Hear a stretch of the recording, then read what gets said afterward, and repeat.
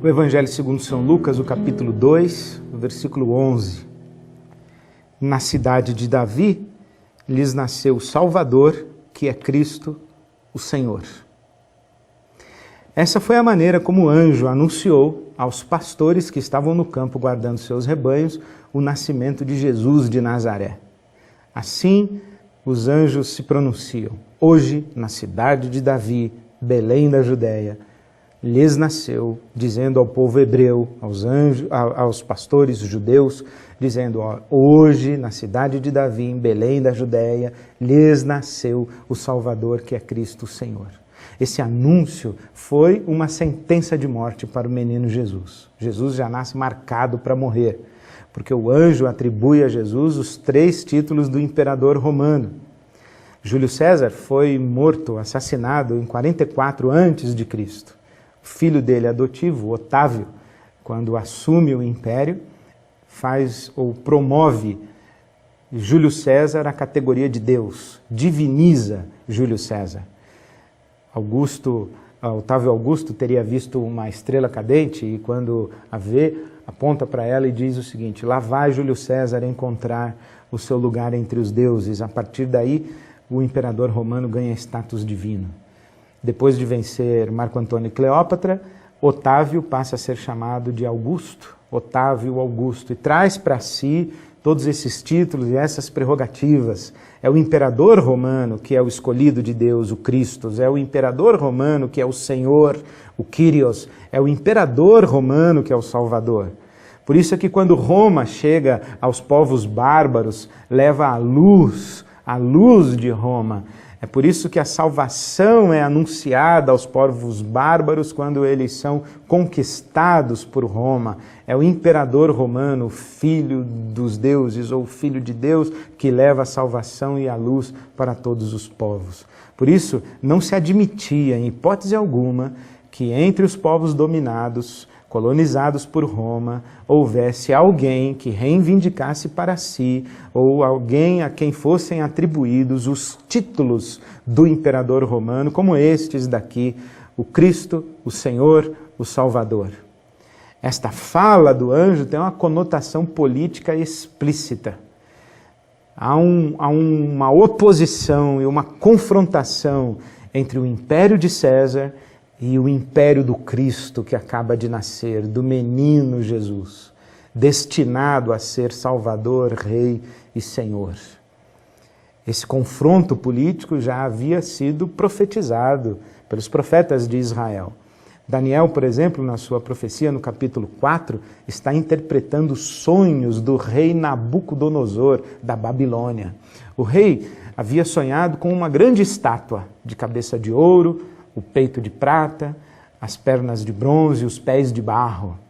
E Daniel, o profeta hebreu, vai interpretar o sonho de Nabucodonosor dizendo, olha, aí há uma sucessão de reinos. O primeiro reino é a Babilônia, é a cabeça de ouro. Depois virá um outro reino de prata, a Pérsia. Depois virá um outro reino de bronze, a Grécia. E depois virá um outro reino de barro, Roma.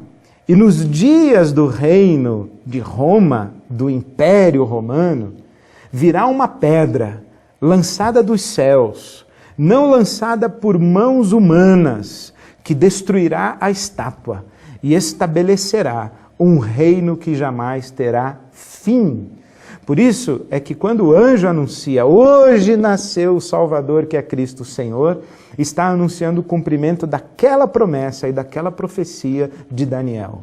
O reino que supera todos os reinos acaba de ganhar presença na história com o nascimento de Jesus de Nazaré. O reino acima de todos os reinos, o reino que prevalece sobre todos os reinos, acaba de chegar na pessoa de Jesus de Nazaré. E Roma está sob ameaça, porque Roma agora vai ser reduzida a pó.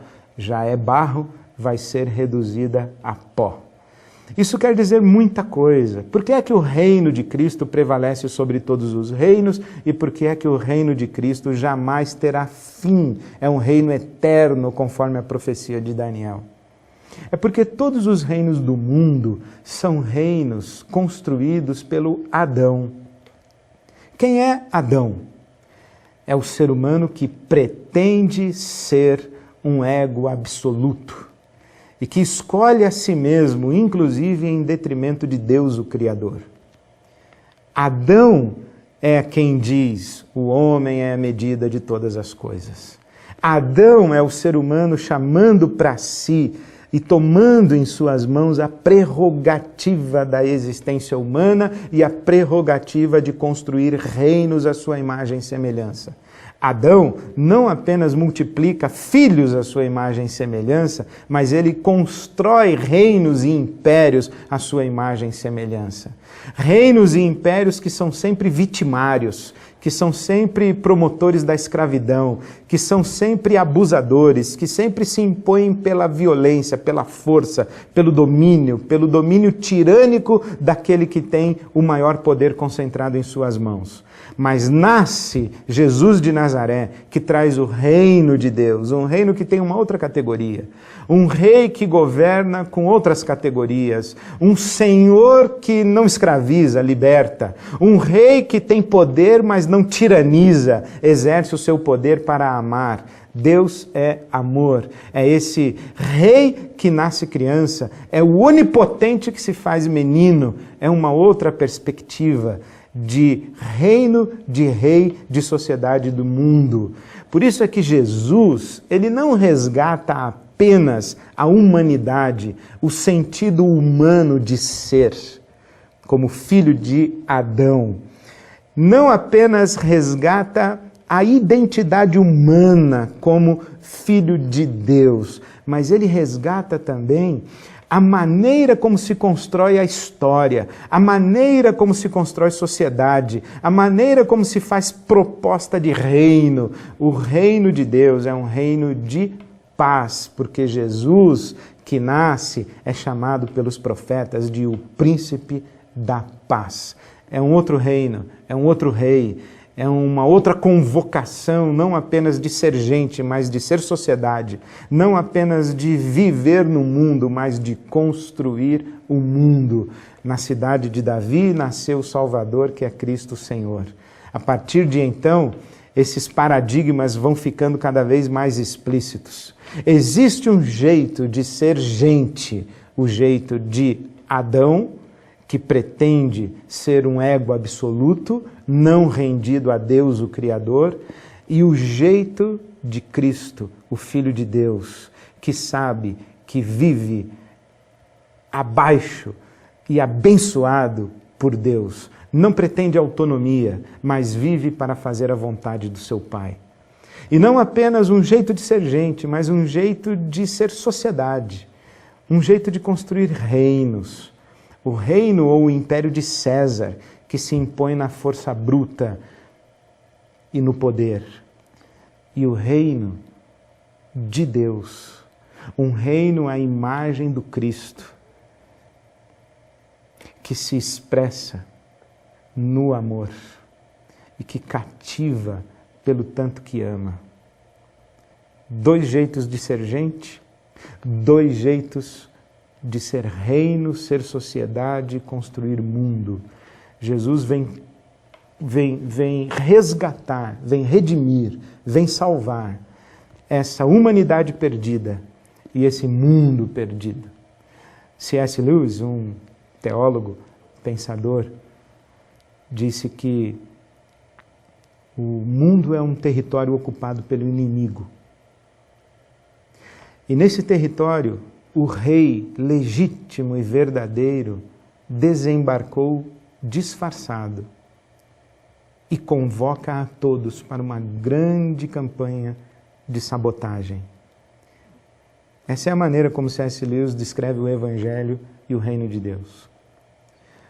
O reino estabelecido pelos Césares, os reinos construídos à imagem de Adão, território inimigo. Mas o rei legítimo e verdadeiro, o verdadeiro Cristo, o verdadeiro Senhor, o verdadeiro Salvador, chegou disfarçado. Chegou disfarçado num pequenino menino, lá em Belém da Judéia. E nos convida a todos para, nos impérios dos Césares, nos reinos construídos à imagem de Adão, construirmos o reino de Deus, sinalizarmos o reino de Deus. Não mais como filhos de Adão, mas como filhos de Deus. Não mais como seguidores dos poderosos, mas como discípulos, seguidores, talmidim de Jesus o Cristo.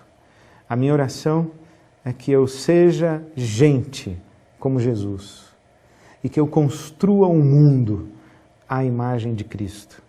Cristo que nos ensinou a orar dizendo: Pai nosso que estás nos céus, santificado seja o teu nome, seja feita a tua vontade, assim na terra como no céu.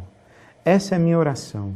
Eu quero ser como Cristo, quero ser um discípulo de Cristo e ser na terra um instrumento para que não a minha vontade, mas a vontade de Deus seja realizada. Assim, construiremos um mundo de paz, de felicidade, de prosperidade e de abundância, de tudo para todos. Assim, nós viveremos o reino de Deus, o reino onde o rei não é Adão, onde o imperador não é o César, onde o rei é Jesus Cristo, o verdadeiro Senhor, o verdadeiro Salvador. Que assim seja, que seja respondida a minha oração, e eu convido você também a fazer a mesma oração.